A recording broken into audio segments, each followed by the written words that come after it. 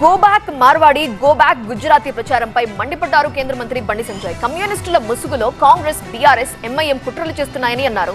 మార్వాడీలు హిందూ మతానికి అనుకూలంగా ఉంటున్నారనే కారణంతో ఒక పద్ధతి ప్రకారం కుట్ర చేస్తున్నారని ఆరోపించారు. అన్ని రాష్ట్రాల్లో మార్వాడీలు ఉన్నారు, మరి అక్కడ కూడా గో బ్యాక్ అంటున్నారా అని నిలదీశారు.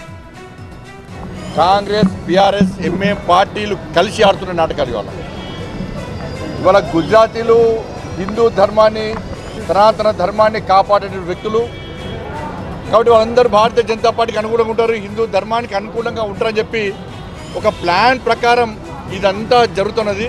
ఇలా గుజరాతీలు ఈ సంపద దోచుకొని రాలే, అధికారం కోసం వీళ్ళు వస్తలేరు. మాకు అధికారం కావాలని వాళ్ళు అంటలేరు. ఇవాళ మాకు ఈ తెలంగాణ సంపదను దోచుకోవడం కోసం వస్తలేరు. వాళ్ళు ఇవాళ వాళ్ళు వ్యాపారాలు చేసుకుంటున్నారు. దానివల్ల తెలంగాణ జీడిపి పెరిగింది. వాళ్ళు వ్యాపారాలు చేసుకుంటున్నారు. దేనికోసం పోయి వాళ్ళతోంటారు. ఇవాళ ఈ దేశంలో ఏ ప్రాంతంలోనైనా ఎవరైనా నివసించే హక్కు ఉన్నది.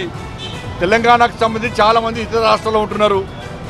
వాళ్ళదంటురా మరి తెలంగాణ ప్రజలు దీన్ని క్షమించరు. ఇలా వాళ్ళకి సిగ్గుండా కొంచెమన్నా అక్కలు ఉంటే వాళ్ళు అనేక మంది రోహింగ్యాలు వచ్చి ఈ హైదరాబాద్లో ఉంటున్నారు.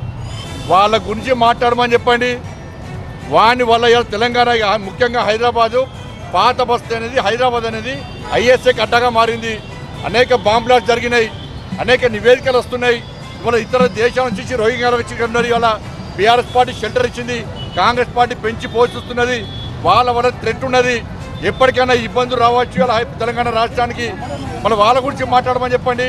ఇవాళ బీసీలైనా, హిందువులైనా, బీసీల యొక్క పొట్టగొట్టే వ్యక్తులు వీరందరూ కూడా.